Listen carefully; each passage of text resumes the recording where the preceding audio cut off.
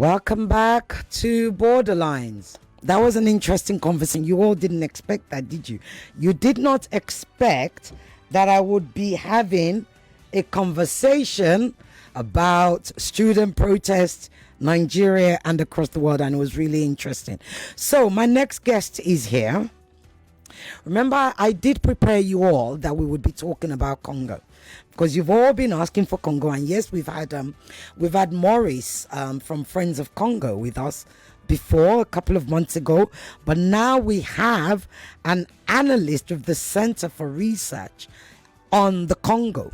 Yes, so another specialist, like literally a specialist. His name is Kambale Musavulli. Kambale, did I pronounce that correctly? Yes, you did. Oh, thank you. I'm rather proud of myself. So you're based in Ghana, are you? I'm currently in Ghana. Yes. You're currently in Ghana. Do you? So, but you go back and forth. Do you go back and forth? I've been here for the past 5 years. And we've been doing two research, one on Kwame Nkrumah and the other is on cobalt. And the cobalt dossier actually is going to be released on June 25 of this year to look at the impact of mineral extraction in the DRC from King Leopold to present. And it's being done in conjunction with the Tricontinental Institute for Social Research. And it's coming out when? In June, did you say? Yes, June 25th of this year. Okay. Can we get can you give us a sneak idea? I mean, this is like probably one of the biggest reports on cobalt that's ever been done, no? Indeed. I think most people focus on looking at the current situation around Congo's extraction. So if they will look at the cobalt now, the situation with the miners, but what we wanted to actually put in the dossier is to explain that the centrality of the Congo beyond cobalt is that it's a country with so much wealth, but that the people of that land have been fighting to regain control. So to add the element of the resistance of the Congolese, because when we talk about the Congo, you don't hear if they are resisting. It's just they're being massacred, that there's still extraction. So we mapped out the different resistance of the DRC from 1885 to present, even currently, and also try to explain in the geopolitics of having superpowers, right? Now, China is on the African continent. The United States is on the African continent. How do we analyze both of their actions in DRC as it relates to Congo's mineral resources, particularly cobalt? And so it's a very, don't share the whole dossier, but we're all very excited. But will you come on this show to come and talk to us about it? Absolutely, absolutely. All right, okay. So you know that my producer will be in touch because, I mean, in fact, no. When are you launching it? Where are you delivering it to? Is it are you delivering it to the UN, or is it something that's going to be launched online? How will you be launching it? So we'll have an online launch. We are working with the Tricontinental Institute for Social Research. I think the website is the tricontinental.org. And we'll have a few webinars also. So on the 25th of June, the dossier will be released there. Something that's beyond even the mining analysis that we're providing is that we actually work with Congolese artists. Oh, fabulous. Right, where they read the reports and they drew 6 pieces of art. And then these art pieces will be included in the report itself. And they are beautiful. From the cover of the research to the inside, how it's not just this long piece of analysis, right? It was a community work for the past 6 months with people on the ground, people outside of the Congo, us here in Ghana, working to deliver it. And the dossier itself is about the struggle of Congo's wealth, where Congolese are fighting to regain control of the land. Like I said, we've got to be certainly, if not the first in Africa, one of the first in Africa. Promise, promise, promise. So let's talk about the history of this awful crisis, conflict, atrocity, hideous existence that's gone on since 1996. How did we get here? What led us? And I know you mentioned, we'll talk about the involvement of the foreign, like I had Kelechi here, Kelechi Okafor last week, and she said, every time something goes wrong, little Britain will be there poking her nose in and causing problems. So we know that whenever something's going wrong in Africa, there's always foreigners involved somewhere, either in the forefront or in the background, or even both. But tell us about that history, the history of DRC, and how since 1996 we are still talking about the most horrid, violent, depraved form of conflict since World War II. I was 14, if I'm not mistaken, 14 or 15 years old in 96 when the war started in the DRC. Wow. And I remember it very vividly because this is why I always share with people that when we see wars around the world, wherever they are, always advocate for peace and stability and do whatever you can to support it, because you never know when it's going to start at home. And I always use the example that in 1994, being in the DRC, we watched the Rwandan genocide and we were really shocked at what took place there. And we also saw how, at the time Congo was called Zaire, the Zaire opened its borders, right? Where we had over 1 million people coming into the DRC who were running from the conflict. And we were watching it on the news. I was watching it on the news like, wow, I've seen these type of images in movies, but now I'm seeing it in my country. But I did not know that from 94 to 96, there will be a war. When the war started in 96, he was presented as a liberation war to topple a dictator, a long-time dictator named Mobutu. He was in power for 32 years. So that's how he was actually presented. So as things proceed up until today, we know that wasn't the reason why this war started, right? Because to topple a dictator does not equal having over 6 million people dead. Exactly. So definitely that was not the mission. And what we know today with the fact is that the destabilization of the Congo that started in 1996 was to gain control of Congo's mineral resources. At that time, Congo's resources was essential to technology, to the industries making Xbox and cell phones. Back then in the late 90s, you had these big phones that were getting heated very quickly. And Congo had a mineral that helped in decreasing the temperature. And that mineral was called coltan. And we still have coltan in the Congo.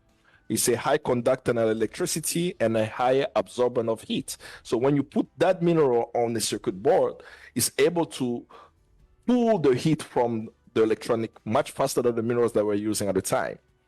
So while the technology is developing, wow, the wars are being presented with a narrative of bringing democracy or stopping a dictator. What did not stop was the continuous flows of Congo's minerals. So in 1997, the uprising then was able to topple the regime of Mobutu. That was an invasion of the Congo by two of Congo's neighbors, Rwanda and Uganda. And I always mention when I say Rwanda and Uganda, it's not the Rwandan people, it's not the Ugandan people, it's the Rwandan government and the Ugandan government, backed by the United States and the United Kingdom, who provide them with the weaponry necessary to invade a country that's not even their size, right? These two countries cannot invade a big country like the Congo, even going from east to west without U.S. C-37 planes, right? So how did they cross the Congo? So we know that they had some logistical supports beyond the countries. So these two countries, Rwanda and Uganda, who are U.S. allies and British allies, invaded the Congo, placed Laurent Kabila as the head of that country in 1997. Within a year of Kabila being in power, he decided to ask the Rwandans and Uganda to leave. That was in August of 1998. And that's actually also the time where so much turmoil took place in the Congo, and my family became refugees. Now, we were fortunate enough when the Second War started that we were able to get asylum in the United States as refugees. Right. A very strange situation, right? Where the country beyond the conflict opened the doors for us to become refugees. Right? Not dissimilar to Why? what's going on right now in Israel and Palestine. Yes. Indeed. But I always say the reason why that happened is that there were ordinary people in the United States who actually helped my family. That was not the United States government. Right. They actually had the hearts to make sure to help. But I'm still clear U.S. foreign policy is affecting my country. So in 1998, after Rwanda and Uganda were asked to leave, they reinvaded the Congo within a week of them leaving. And that second war of August 1998 to now has taken the lives of over 6 million Congolese. But as I mentioned, the resources has not stopped leaving the Congo. What I'm happy about this interview, and I've been saying that on a few platforms now, is that I'm having discussions with Africans around the issues of the Congo. Thank you. Usually it's the ABCs and the CNNs, and it's a frustrating discussion because they are media platforms in countries affecting the Congo, right? But when I'm talking to Africans, I present the situation much different. Of course. Because I believe that the story of the Congo can happen in any African country. And I'm saying that when you hear that 6 million people are dead, we have African countries with 1.2 million people. Correct. That's Gabon. Yeah. Right? It's like the whole country of Gabon going. It's like the city of Accra with 5 million people gone in one day. Right? So we're talking about stealing or robbing Africans of their future. Why am I saying this? Congo is arguably the richest countries on the planet. Its wealth is estimated at $24 trillion. Kwame Nkrumah knew that we're starting his 7-year development plan, that he understood that Congo's mineral resources, if in the right hands, in the hands of Africans, right, will be harnessed to transform the African continent. He knew already in the 50s that the Congo River can provide electricity for the entire African continent. How many of us across the African continent face light off? How do they call different countries call it differently, right? Here we call it doomsor in Ghana, right? What do you mean light? Yes, we don't have no electricity. Yes, power issues. Yes, indeed. So this power rationing taking place or load shedding in South Africa will not exist if Congo was really in the hand of revolutionary Africans trying to transform the country, right? You look at also just its population. We are coming close to Nigeria now, right? We are 110 million. It's predicted in the next 15 years, actually. Congo's population is supposed to double. Those who are reading these statistics are thinking different. They're not thinking as we as Africans, right? The Google of the world, they are understanding that Congo's population is going to grow, and that they are setting up internet and infrastructure, that the internet that I get in Kinshasa is faster than the internet I get in Ghana. That's happening as we speak. While millions are dying, those things are happening. So I continue to emphasize that it's really, really important for Africans to know that the depths of the millions of Congolese is by design, is to make sure that Africa can rise, is to make sure that Africa starves because Congo can feed the entire African continent, is to make sure that Africa doesn't develop because the industry of Africa needs Congo's resources to build your factories and everything else.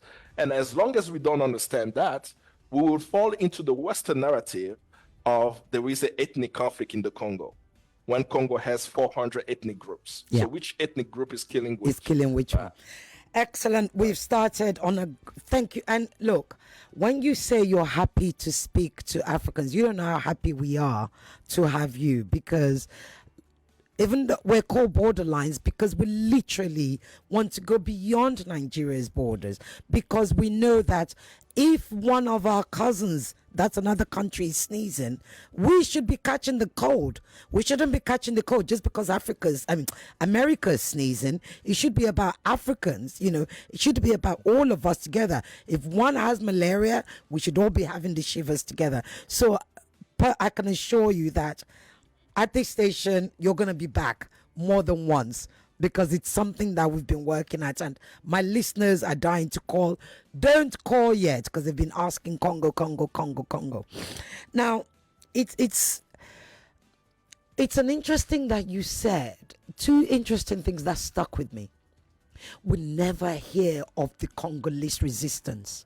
It's constant. It's almost it's erasure. Right? It's demeaning. It's almost like, you know, these Congolese people. Let me tell you something. I had a conversation with an African about Congo, and they said to me, Congo is a different, that one is a different matter. I said, well, why do you say that? The journalist that I am, I'm always asking why. I said, why do you say that? I said, well, you know, the people of the Congo they will sell their country to anybody for dollars. And I remember going back home, and I kept thinking about that, and I thought, this is about dehumanization. This is about being stripped of all the powers that makes you human, all the powers that God gave you, all the powers that gives you the existence to navigate, create, and be within your own world, within your space. This is about what it is, because when you've been stripped all the way down to just surviving, then what else are you supposed to do? So talk to us about the Congolese resistance. I like, tell us, just literally tell us, because we need people to know. We literally need people, because I'm telling you, Nigerians and many other African countries, they're forgetting that we're the same. They are even African Americans are forgetting that we're the same. We are all black. We are all victims of these people, this imperialist culture that continues to trample over us. Don't get me started. I'm the journalist. Go ahead, my brother. You almost had me on my activist perch. Go ahead. Over to you. Talk to me about that resistance. Yeah, I mean, you know, the person who shared with you that story does not realize that even their analysis of the Congo has been programmed by the West. There is a Belgian author named Hergé. He wrote a book called Tintin. People know about the yes book. I know Tintin, the cartoon, the cartoon, right? Yes. So it was written by Hergé. He's a Belgian, and there is one Tintin that's called Tintin in Congo. It's a very important one to look at, because there was a movement to remove that book from the shelves because of how racist it was. And one of the Congolese elders was very angry and was telling me that should never take the book off the shelf. And I asked him why. He said that it has our history in it. Because in that cartoon book, he presents the Congolese as lazy, with big red lips, who are following Tintin around. Of course. And then there is something very interesting in that book that talks about the Congolese resistance that most people will not even understand, right? That in the book, there is a person who's wearing leopard skin. And one time he was ready to catch Tintin, a snake comes around and literally says in the book, "You are now my slave, and you have to follow what I have to tell you." That's a book that exists, right? And the elder says, this is Congo's history that they try to change. That me as an elder, I can tell you your history. Right. The leopard man, the Agnotos, which they have taken to the Belgian museum, there's a statue of the leopard man. And when you read the text, it was part of the Congo. So if you're in the 30s and these missionaries and the Belgians who are coming to take over the land are being killed, what is innocent about it? They're not innocent, man. They were taking over the land. Of course. But they wrote a different story. So this elder told me the story of the Agnoto, which is also connected to Lumumba. When you see old pictures of Lumumba, you will notice that he was wearing a leopard hat. Most people around the world did not even understand what that means. You have young Congolese showing up at the round table in Belgium, demanding independence, all of them wearing a leopard hat. The Belgians understood the message because they remember the leopard men had resisted. Yes. Nobody could understand why are these Congolese, but the Belgians knew, and that's why they were angry. They were angry that Congolese knew their history of resistance and are demanding for us to be independent. So when people see Mobutu with the leopard hat, I said, that's not Mobutu wearing the leopard hat. You will notice that Lumumba wore it, that there was a whole group of young Congolese who knew the history of the Congo. The Kambale, as we say in Lingala, which means the problem of the land, the issue of the land, that we must always fight for the land. And the history of the leopard men, of the Anyotos, from Lumumba to present, they still exist. The 6 million people who have died, they didn't die because they were just waiting to be killed. People have resisted. People have resisted 32 years of dictatorship of Mobutu. People have resisted this of almost 25 years of war in DRC. We have villages who have even organized their own protection. Right now, the Congolese army, if you're reading in the news, they will speak to you about people who are called the Wazalendo. Right? The Wazalendo are not Congolese army soldiers. You know what has unfolded for the past year? Ordinary Congolese in the East are voluntarily joining the Congolese military and are fighting the M23. They're not part of the Congolese military. And the Congolese government, and that's another issue we'll talk about. Yes, before, we will. But specifically for this, of the army, that these Congolese are saying, we are going to fight for the land, and they're calling them Wazalendo, which means patriot. So that is happening. No one is talking about the Wazalendo fighting the M23. People are saying the M23 is attacking. How many times have you heard of how many M23 soldiers backed by Rwanda have been killed? They're not disclosing these numbers. No. But Congolese are resisting, right? In any shape and form. And we are using I don't know if I should say intellectualism, right? Please go ahead. Writing the story of this is what the Congolese have done from 1885 to today, to say that our land, which has our resources, belongs to the people, belongs to the indigenous of the land. And we do not want to see a Glencore, a Swiss company, getting our cobalt. We've had it benefiting us rather than benefiting Tesla. So the resistance exists. The last one I will speak about is the resistance of the Congolese youth. The Telema movement. In 2015, right?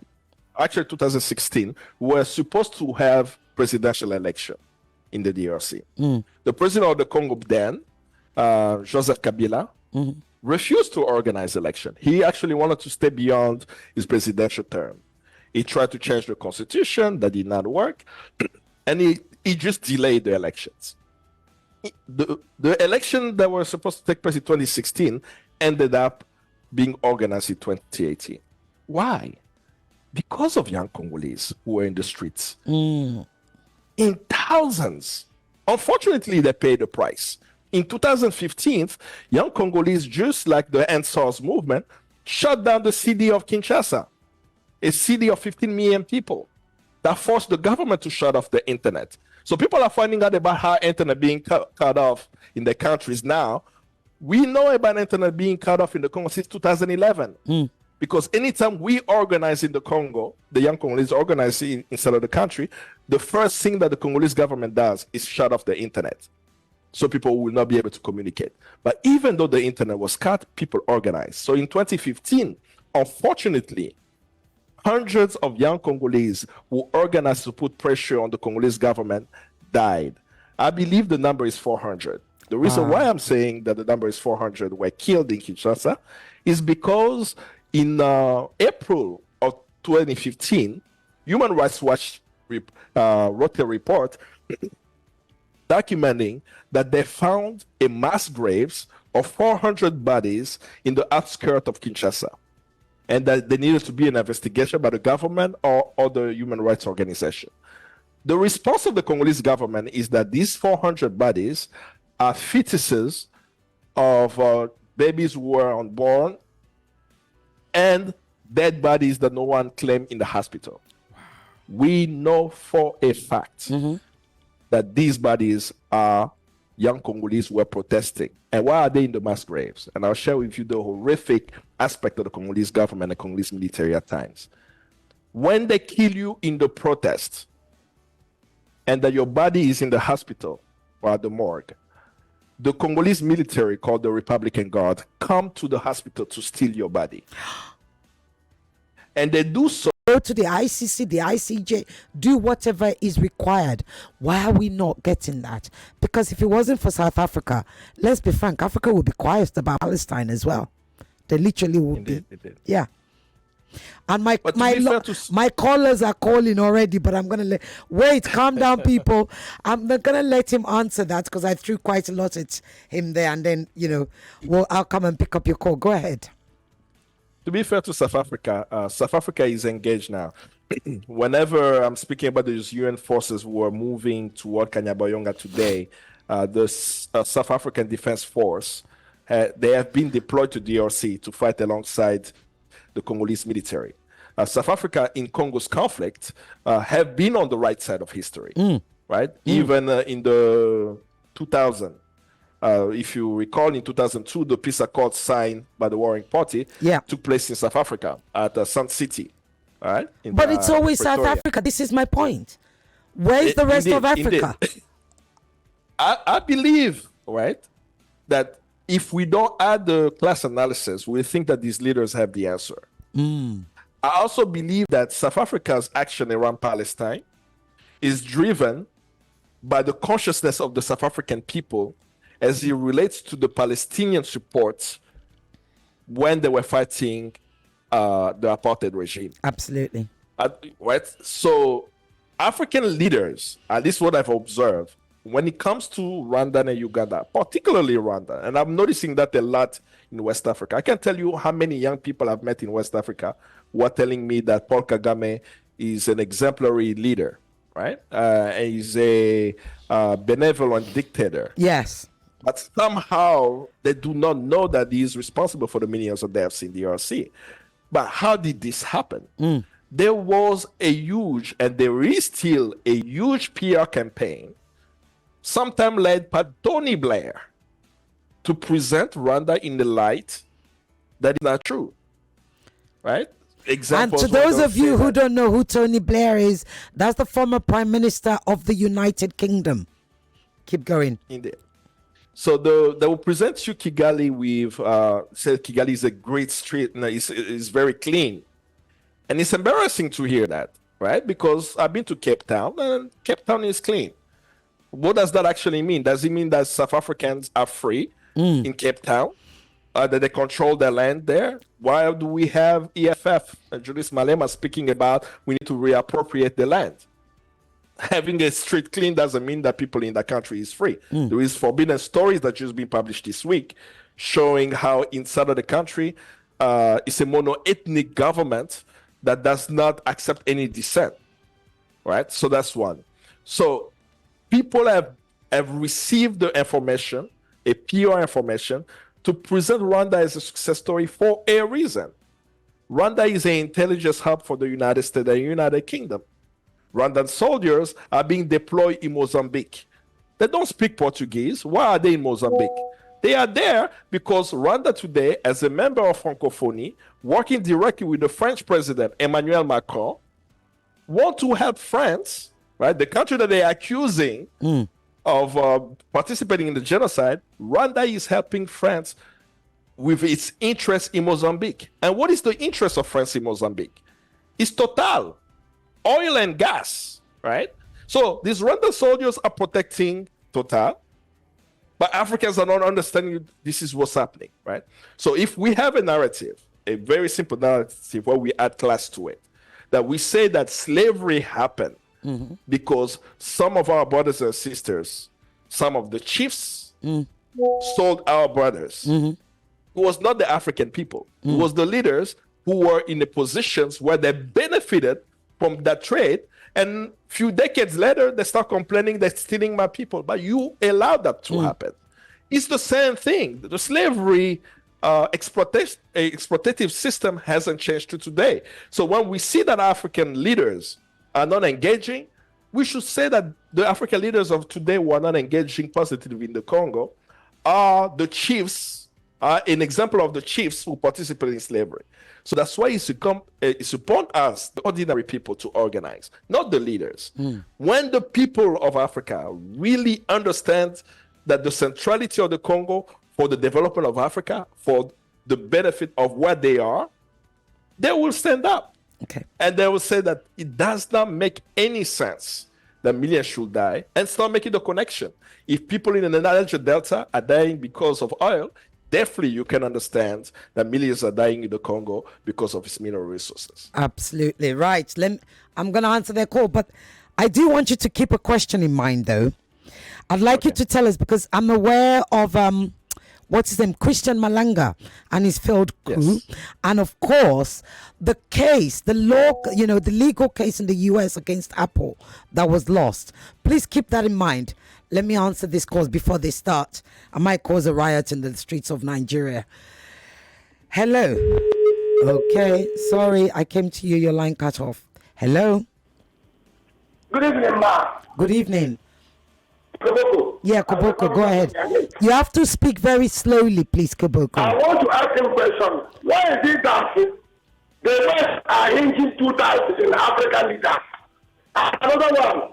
When Rwanda and Burundi left Congo, 1997, when they started the war, what is the cause of the war, Thank you very much. Okay. There, I heard Burundi. I didn't hear the rest. Hello. Hey, Sisoji, how are you doing? I'm very well, thank you. What's your name and where are you calling from? You have to get up. I'm calling you from. I'm on the way right now. Okay. I need you to speak louder. Yeah, is it better now? Yes, much better. Go ahead. Thank you. I like the last comment you made about why slavery was possible, and I said that before in your program. First of all, we need to get one reality clear. The problem Africa is going through today is a problem that started before 140 years ago. That is the Berlin Conference, 1884-1885, where everybody was just packed together and they just shared Africa, demarcated one people, even when they are the same, against each other. We had no contribution to that. The problem is what we are still going through today. If you want to go back a bit, we talk first of all of slavery. Slavery, after a while, it died off. You talk about colonialism. After a while, everybody got independent. But yes, there was independence, but new colonialism is on. And I'd like to mention the name of Kwame Nkrumah. It is the Pan-Africanism. And if you look at that, Patrick Mungunga, Kenneth Kaunda, Samora, Masay, all of them, if you see what they fought for, they were the first set of African leaders. And the quality you had then, you don't have them today, including in Nigeria, Ghana. Yeah, Titi Lokpa, you're one of the people that talks about Congo. So what do you want to say? No. We are saying the same thing. Okay. You get to understand my preamble better now. Okay. You see, the whole essence about the black man. Now, let me shorten that in the preamble now. Now, just recently, last week, Kenya President came back from America, simply to see America president. They gave him a state visit or what have you. Why? Because he sent people to Haiti. Why Haiti? Haiti got independence 1804. Very rich country, black people. But the West press called them, they are voodoo people, they are this, they have cholera, who destroyed Haiti? Are they not the same people? They're now giving an African president to stand as a stooge for them. I understand, Titlok, but the phones are going, so the point is that Africa will never get anywhere if we don't understand, like the way the Senegalese are doing now, the Malians are doing, the Burkina Faso people are doing, the Nigerian people are doing. We must stand up and stop all this that will bring back the old national anthem given to you by these colonial masters. It's not the way to go. Thank you. Thank you very much, Titilokwe. I think you got most of that, Kambale, right? So let me go to another call. Hello? Hello? Hello, Sisioge. Good evening. Good evening. Good evening. What's your name and where are you calling from, please? Yeah, this is Chris. Chris from Keja. Okay, go ahead, Chris. Yeah, I've been listening to your guests, and they're speaking a lot about Africa. And it still lies on the youth. Because just today, somebody told me, an elderly man just came to me and told me that, guy, if you have an opportunity to leave this country, leave this country. This country is not for you. It's not for Nigerian youth. It's not for the Africans. So how do we do this? Why do African leaders continue to be a stooge to this Western power? Okay. The other day, it was Kenyan president in America. What is he going there for? To seek for what? For the African people. Now look at what is going on in Congo. CNN is not even carrying it. Not talking of BBC. But they want us to believe what is going on in Palestine and in the Ukraine. This is not fair. African people, the youth should rise up. Thank you. You should rise up to education. Thank you. Please. There was no question. Hello?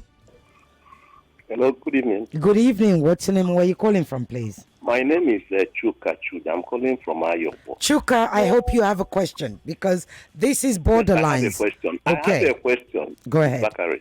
Go ahead. Good evening to you again. Yes, he can hear you. Kambale. Yes.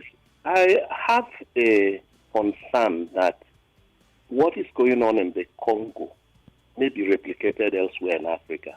And I'm thinking about my home state, Nigeria. It may be replicated or is being replicated in Nigeria. Thank you. Okay. Not quite sure what the question is, but hello. Hello, Suzy. Good evening. Good evening. Marovito is my name. Okay, go ahead. What is your question? We don't have time. People keep wanting to make statements. Yeah. My question is, what is the way forward? Right. Okay. Yeah, this South African lady, I don't know her name now, that is suggesting that one of the secrets the Europeans, the Americans, are using to enslave Africans is money, the World Bank, the IMF. Why are we not creating our own fund system? Right. And pray that our diaspora Africans contribute into their pocket for us to use to make our own ammunitions and find a way to fight back. Okay, thank you. I think we have enough there. Can I give you 3 minutes to deal with all of those? I'll try my best. They're mostly comments. Comments. Yeah, mostly comments. Yes, mostly comments. So the first comment kind of hinted at Senegal, Mali, Niger, Burkina as a way forward. I partly agree, but I still think that we need to be much more critical and think about information. Wouldn't a coup be the same as having, an M23, a militia group? Because what he was hinting at is a coup.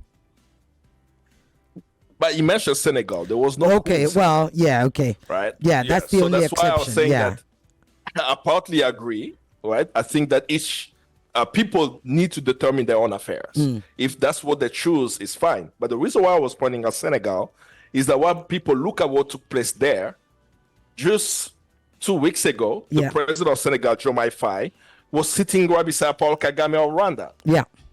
Right? It's the same thing with Sonko, the prime minister, was with Paul Kagame of Rwanda. It means to me that they are not even informed about what Paul Kagame is doing. So I believe no matter what we think about the Congo, the most important thing is for people to educate themselves about what is happening in the Congo. When you know what the situation is, it helps you in finding out what are the solutions. Yeah. The one on the youth, youth is the answer. I also partly agree. But youth without knowledge may not be also helpful, right? So they have to collaborate. I spoke about even myself. I'm still learning from the Congolese elders who are sharing with me context, because sometimes youth, we repeat history. Yeah. Right? Without realizing that we do. So having the knowledge is important. When speaking about Kenya, I see Ruto more as a populist. A year or so ago, he was talking about China, right? That very soon we are not going to use the dollar. We're going to be looking east. Then all of a sudden, now he's talking about the West, right? And quoting Kwame Nkrumah. Exactly. So we have to be able to identify populist, not just pointing at his leaders. Oh, we want to follow the person who had the nice punchlines. We actually have to look at when he was making the comment on China, what was happening in Kenya. There have been protests in Kenya. People in Kenya are fighting the regime. And now the U.S., with its all military might, they are going to provide this military support to Ruto, who is going to oppress the Kenyan people. Yeah. The situation in the Congo can be replicated also in Nigeria. And I do believe that it can be replicated anywhere on the African continent if we understand why we have the situation. Congo has land, Congo has resources, and people live on that land. And through the capitalist system, a capitalist society, they want to extract these minerals at literally no cost and pretty much steal the profits, right? Steal the resources, steal the profit, and that's why we're dying. And these examples, even when we look at Palestine, they are already talking about the gas, oil, oil and gas that they want to get from Gaza, right? And we're seeing the death toll. So if we have that prism, then we understand it can be replicated. What is the way forward for the Congo? In one sentence, is to stop the exploitation. Now, from Nigeria, what does that mean? I have, beyond the NSOR's movement, I have not seen major protests in Nigeria where people of Nigeria are calling for a free and liberated Congo. So I will call for Nigerians to go to freecongo.org, right? That's a site where people can sign up, and then you start getting actions. What can you do in your own country? Nigeria, I think you are 1/4 of the population of the African continent. Yes, we are. And you can actually influence the whole African continent by demanding that Congo sovereignty is not encroached, right? The Congo's borders. That's the battle. That exploitation stops. You should ask your leaders. The president now is Tinubu. What is he doing about the Congo in international fora, at the African Union, in ECOWAS, in all the bodies? If your elected officials are not telling you anything, then you know where the problem lies. They are the chiefs who are selling us into slavery, and we need to hold them accountable. Indeed. So those are what I was able to capture as people's. That's fine. I have a good question here. If it's on WhatsApp, it says, "Evening to you, Sergey, and to your guest as well. How can we talk of African unity if Rwanda, even after coming out of a genocide itself, is allegedly part of the problem in Congo?" And that's from Gabe in Nigeria. And that's interesting. It's, you talked about Ruto, the whole sort of romanticization and Disneyfication and beautification of Paul Kagame, and how he's been packaged, this ex warlord has been packaged to be the greatest Democrat since what's his name. It's really quite. And you're right. Now you have more and more people saying, "Oh, perhaps that's who we need.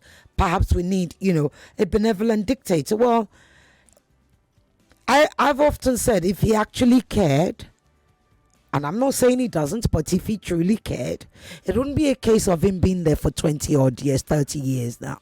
It would be a case of him actually mentoring young people. If he likes, they can all be young people that he has mentored. Right? Mentoring young people to take over, I don't know, every 8 years or whatever. But we don't see that. So where somebody is actually focused on quashing opposition, how then do we begin to praise them? My question is, where is the institution that will remain when Paul Kagame is gone? Because I don't see it. Do you? It's a worry. It's worrisome for us because also what happens in Rwanda affects the Congo. And we know that for a fact, right? Whenever there was a genocide in Rwanda, we in the Congo felt it because we had over 1 million Rwandans who crossed the border, right? And the end of the Kagame regime, if it's not well managed, we will suffer from that as well. But it's predictable, right? We are talking about a country that has predominantly 3 ethnic groups: Hutus, Tutsis, and Twa. Twa are pejoratively sometimes pygmies. They're not pygmies. They're Buti or Twa. right? Over 80% of the population is Hutu. Over 12% are Tutsis. And he's run for election 3 times with over 90% of the votes. We know there is no election in Rwanda, and they're holding an election again. More than likely, is going to be declared. Well, yes, he has said he's going to run again. Yeah. So when we are all seeing that, and we're saying that he's a benevolent dictator, are we looking at the facts, right, of what is actually happening to the Rwandan people? They say to us that he has the highest numbers of women in parliament, in government office. But every single woman who's ever run for president has been arrested. Exactly. Oh, we've never seen them again. No one is discussing that, right? You have journalist John Williams Twali died in a car accident. Everyone knows that he's been killed. He's a former head of intelligence killed in a hotel outside of Rwanda. But you see, all this, I can go on and on with facts, right? About what are the issues inside of the country, how the country is run. I can talk about the conflict in the DRC. I can even talk about the We've got in just Burundi a minute because, left. Yes, go ahead. Yeah. But all those things are not helpful because Africans are not actually holding Rwanda and Uganda accountable. Accountable, yes. Right? That the call is not just to see what happens. The call is to stop it before there is another Rwanda genocide. We have a Congolese genocide with over 6 million Congolese. So freeing the Congo, right? Yeah. And stopping the conflict around the world is what's going to bring end to the crisis between Congo and there. And I really hope the listeners will go to freecongo.org, sign up, stay engaged to support the Congolese resistance as we are striving to have a liberated country. So that maybe one day we can do this show in Kinshasa. Absolutely. Well, we haven't finished this conversation. You've got to come back. I've sent a message to my producer. I don't know if we're going to have space for you to come back next week or the week after, but we need you to come back within the next couple of weeks because I'm getting messages even on my private phone saying, what's his Twitter handle? What's his book? What is this? What is that?